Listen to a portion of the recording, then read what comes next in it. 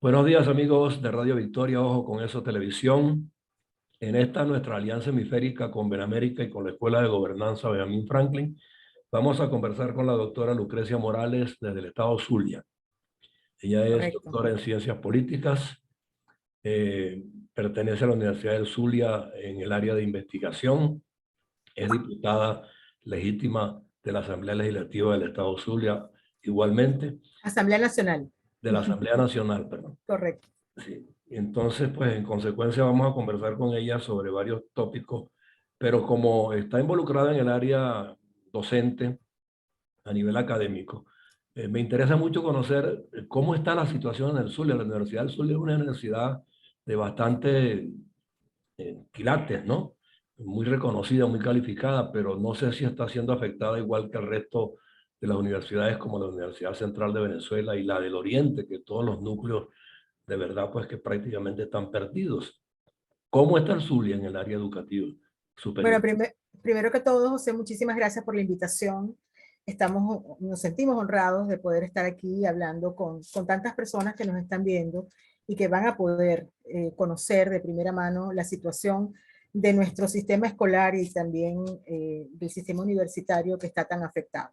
Como bien lo dijiste, la Universidad del Zulia es una de las grandes universidades nacionales de Venezuela dentro de nuestro sistema público y se está viendo afectada, igual que el resto, tú lo mencionaste, la Universidad Central de Venezuela, la Universidad de Oriente, la Universidad de los Andes y también otras universidades nacionales por el problema general que tenemos en nuestro país. En la Universidad del Zulia, básicamente, solo medicina, odontología y algunas escuelas de ingeniería funcionan de manera presencial, de tal manera que el resto de las escuelas y de las facultades de nuestra máxima casa de estudio acá en el occidente funcionan de manera virtual. Y esto no con muy buen rendimiento. Algunos estudiantes, muchos diría yo, tienen problemas de acceso a la internet y también de electricidad. Yo estoy segura que la mayoría de los que nos está escuchando en este momento sabe que en Venezuela tenemos gravísimos problemas eléctricos. No solamente porque hay cortes muchas veces diarios de electricidad, sino porque lamentablemente el servicio no es el que llega, quiero decir, no es el mejor. Claro, Así ahora que, si hacemos un contraste en matrícula escolar, vamos a hablar de 3 años atrás para no irnos tan lejos, claro. que fue cuando se acentuó más la migración. ¿Los estudiantes de la Universidad de Zulia han desertado en volumen o cómo está esa situación? Mira, creo que obedece a la misma situación general. Es decir, si nosotros nos ponemos a ver la tasa de deserción asociada a las migraciones, podemos decir que aproximadamente 530.000 estudiantes en los últimos 3 años, vamos a decirlo así, han migrado, porque forman parte de esta ola migratoria que está afectando a toda Venezuela. De tal manera que la deserción escolar, si queremos hablar de esto, no solamente obedece al problemas de pobreza que existen y son gravísimos en nuestro país, sino que también obedecen a la migración forzada. Y digo forzada porque la gente se va de los países para buscar mejores condiciones económicas. Si tú no tienes cómo comer, José, si tú no tienes cómo darle de comer a tu familia, si no tienes cómo acceder a los servicios básicos, la gente busca dónde sí lograr esas mejoras a su calidad de vida. Y es lo que está pasando en Venezuela. Por ejemplo, Entonces hay un factor adicional allí que se está afectando la ocupación profesional en las esferas que se requieren para que el Estado Zulia se mantenga fortalecido, ¿no? bueno, en otras épocas se pensaba que era posible planificar la educación haciendo una especie de relación entre la demanda del mercado y lo que se estaba enseñando en nuestras casas de estudio. Pero en realidad en Venezuela eso no fue nunca tan así como se piensa. Hoy en día muchísimo menos, porque en realidad está muy deprimida la economía. Y si está deprimida la economía, también la educación está deprimida, porque tú no le puedes inyectar al sistema educativo lo que se debería tener para poder funcionar adecuadamente. Así que, José, yo decía recientemente en una intervención mía en la Asamblea Nacional que estamos ante una tragedia social, una verdadera tragedia social que está mermando y está opacando el futuro de Venezuela. Es decir, la educación está asociada al desarrollo, está asociada al futuro. Y si tú no tienes una educación fuerte para poder enseñarle a las generaciones de relevo, que se supone van a ser las que tengan en sus manos la transición y la recuperación de Venezuela, si tú no le estás enseñando lo que se necesita, y decía Oppenheimer en estos días, que bueno, ustedes conocen perfectamente a Oppenheimer, que es un reconocido periodista argentino radicado en los Estados Unidos. Oppenheimer decía que la educación en Finlandia o Japón, por ejemplo, está empezando a enseñar a los niños sobre tecnología. Bueno, hace tiempo que lo hacen, pero hoy en día afincados en la innovación, la tecnología, en todo lo que tiene que ver con el futuro. Hoy en día hay ciencias Sin del duda que hay futuro. una evidente desfase en ese particular y nuestras universidades a lo largo de todo su tiempo carecieron inclusive de muchos laboratorios esenciales Exacto. en materias clásicas. Y pues menos aún ahora en la materia tecnológica, pues que se está renovando permanentemente y que tiene que actualizarse con una frecuencia sorprendente, ¿no?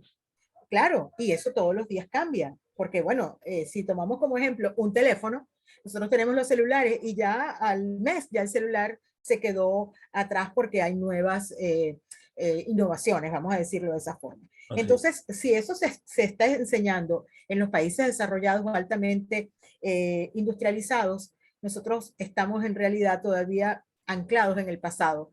Yo no sé si la mayoría estará de acuerdo conmigo cuando dice que nosotros en América Latina, digo América Latina porque en realidad es algo que se da en todos nuestros países, vivimos añorando las glorias de nuestros próceres, ¿no? Y vivimos celebrando con mucha pompa nuestras fechas patrias. Y hay como una especie de resurgimiento del nacionalismo y no sé qué.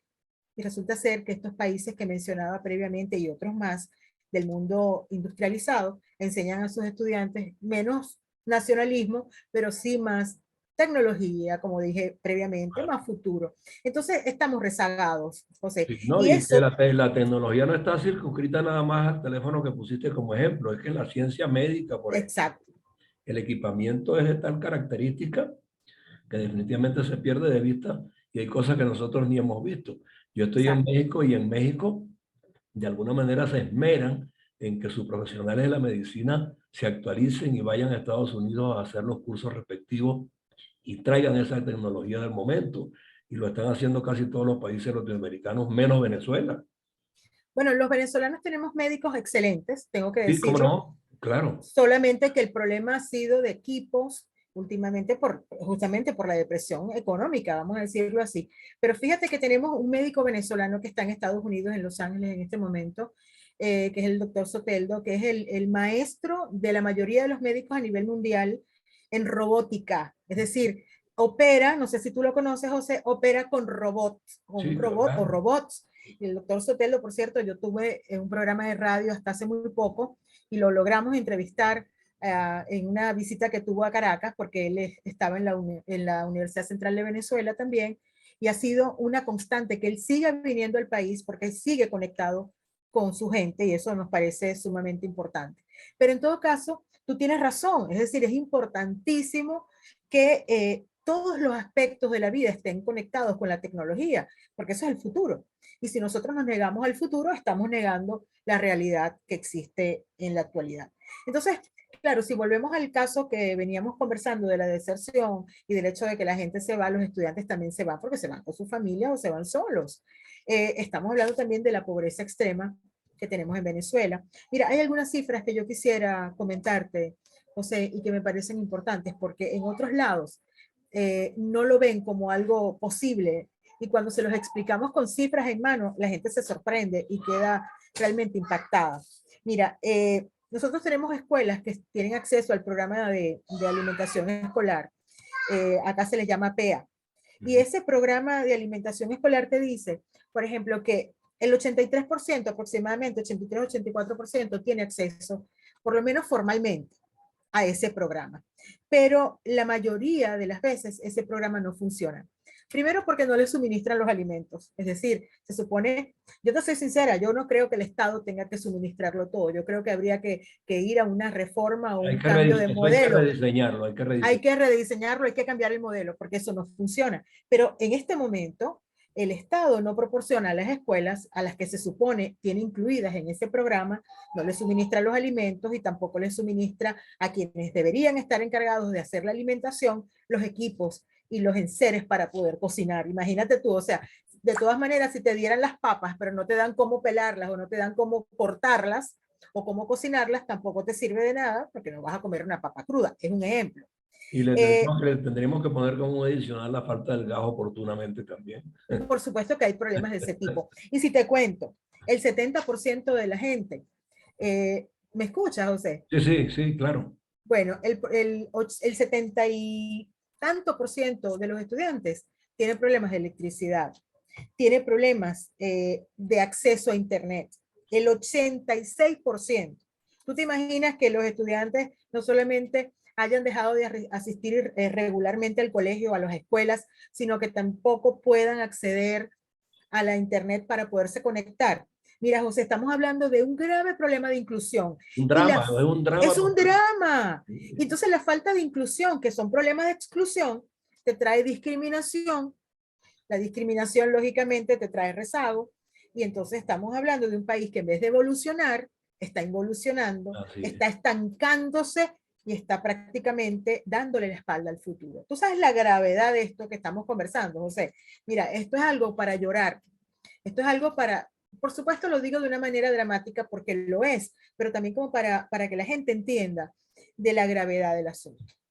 Sí, no, y hay otro aspecto que cuenta muchísimo, y es que en nuestro país no se ha enseñado verdaderamente lo que es ciudadanía y lo que es gobernanza. Así Y es. entonces tenemos que en los institutos públicos de toda naturaleza hay mucha gente improvisada que no sabe ni siquiera cómo proceder ni conoce las leyes que rigen el área donde trabaja. Uh -huh. Eso definitivamente produce un cortocircuito en la relación entre los distintos sectores que tienen que acudir a hacer un trámite o que tienen que acudir pues, a hacer una gestión personal o familiar.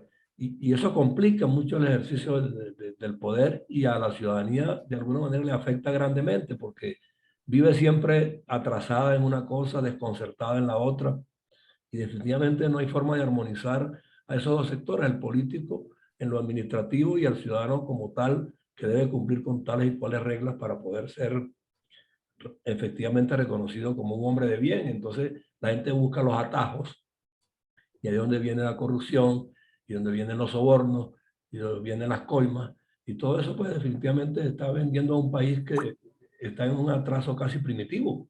Claro, fíjate que tú hablabas de gobernanza, me parece muy importante, es un término politológico que tendríamos que revisar aquí. La gente debería saber cuáles son no solamente sus derechos, sino también saber que es posible ejercer control sobre quienes tienen a su cargo la gestión pública. Uh -huh. Y eso de ejercer control ciudadano, tú hablas de ciudadanía, que es algo que tampoco se nos enseña.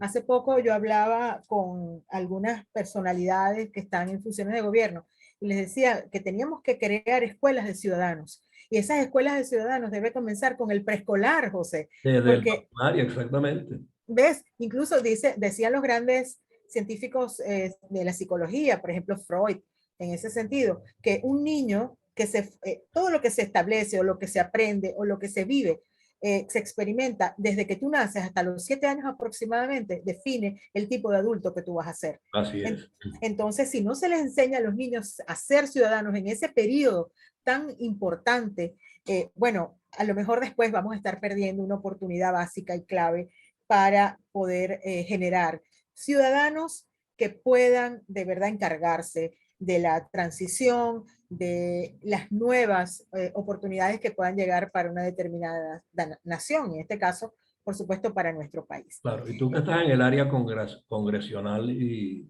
de alguna manera pues te corresponde también determinar cómo andan las partidas presupuestarias para tal o cual fin. ¿La educación en qué nivel está hoy día comparado, por ejemplo, con cualquier otro ministerio?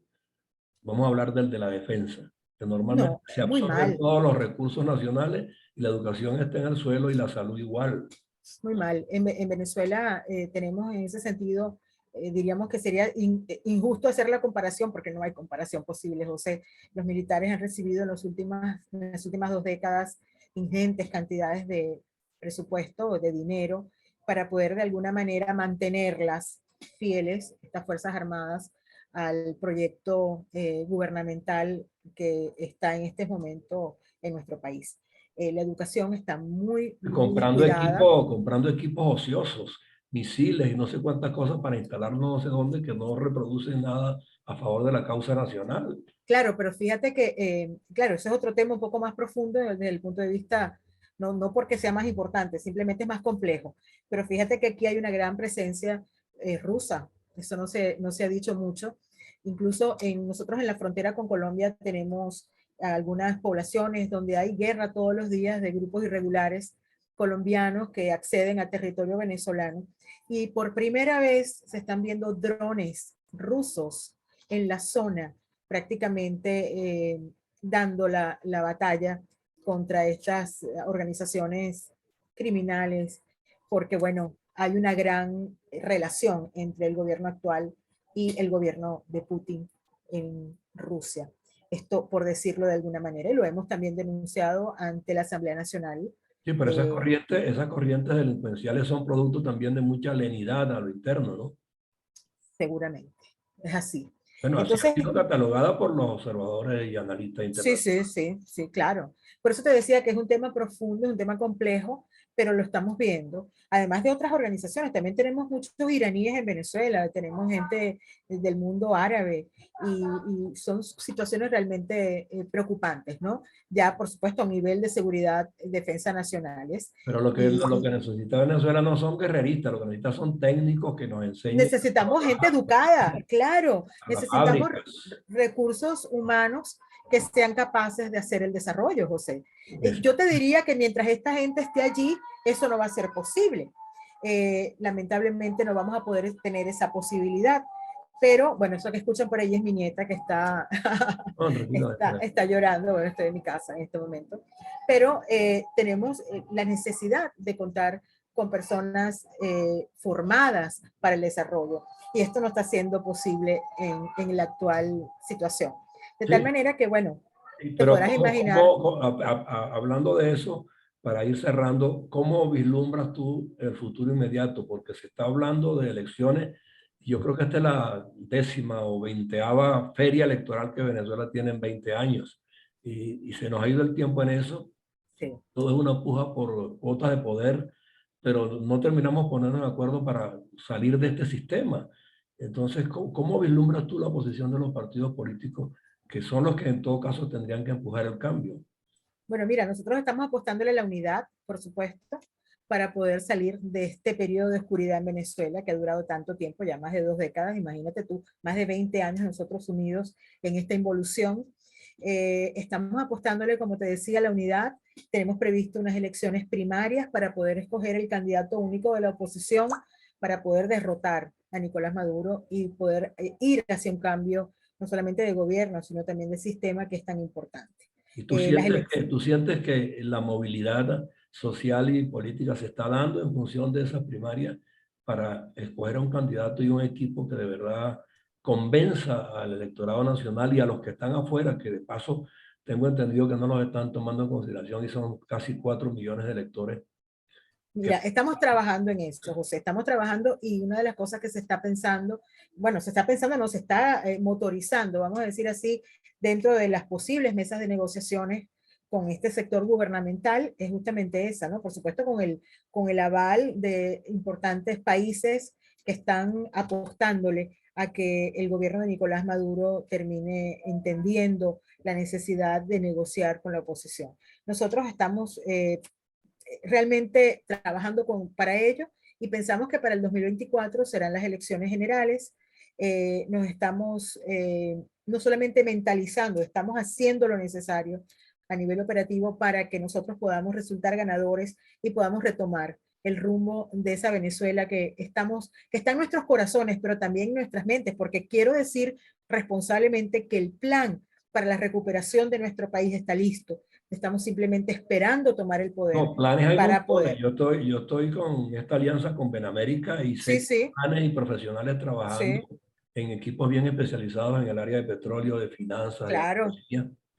conformando planes y programas para llevarlos a Venezuela en el momento que corresponda. Correcto. Por eso es que te insisto Dentro y fuera del país. que no es despreciable 4 millones de electores que están afuera, No, por que supuesto que ellos, a favor de la causa de la redención nacional. claro, por supuesto que nosotros estamos trabajando para que esos más de 4 millones de personas, de venezolanos que están fuera del país, puedan ejercer su voto y poder contribuir para el cambio que necesitamos en Venezuela. En ese parlamentarismo del día a día, tú sientes que todos están comprometidos en que los que están afuera tengan el derecho a votar y que hay que procurar por la vía que sea que esa circunstancia se dé. Absolutamente. Lo digo con mucha responsabilidad. Todos estamos completamente convencidos que los venezolanos de adentro y los de afuera juntos somos los que vamos a traer el cambio que necesitamos en nuestro país. En el CNE sientes que hay la apertura suficiente como para entender que ese es un requerimiento básico para poder hablar de democracia plena. Yo no te puedo decir que todos, a lo mejor todos los rectores del CNE estén convencidos, pero sí tenemos gente allí que está trabajando para que esto se dé y que está consciente que es importante accionar, porque los planes sin acción no tienen sentido, o sea, se quedan en meros libros, o meras cosas escritas en un escritorio, vamos a decirlo de esta manera. Pero sí estamos convencidos que dentro del CNE existe gente muy racional que está también trabajando en esta misma dirección. Bueno, te voy a pedir para cerrar el programa un favor. Voy a estar atento de comunicarme contigo con alguna regularidad para saber cómo van esas conversaciones con respecto a los electores que están afuera, los migrantes. Y me des la primicia, pues, de que definitivamente se convino en que va a ser así, se va a instrumentar así, se va a diseñar la modalidad para hacerlo. Y todo eso, pues, necesitamos conocerlo porque aquí estamos trabajando justamente en ese propósito, creando la manera de convencer a los países y a los organismos que nos puedan apoyar para crear un sistema que nos garantice que nosotros nos podamos pronunciar y que cuando nos pronunciemos sea un pronunciamiento reconocido a nivel nacional y a nivel internacional. Como no, con muchísimo gusto. Bueno, estamos a la orden siempre, José, sobre todo para ustedes que están haciendo una labor igualmente importante para el futuro de Venezuela. Sería lo menos que yo podría hacer, de verdad. Encantada de haber estado contigo, con todo tu público y lógicamente toda tu audiencia. Lógicamente aquí estaremos cuando nos necesiten. Seguro que sí.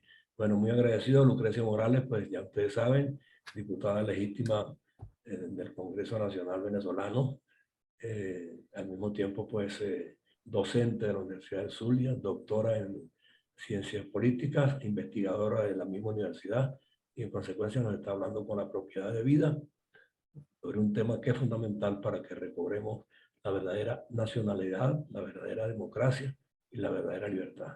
Gracias, Lucrecia. Un abrazo, José. Saludos a todos. Hasta luego.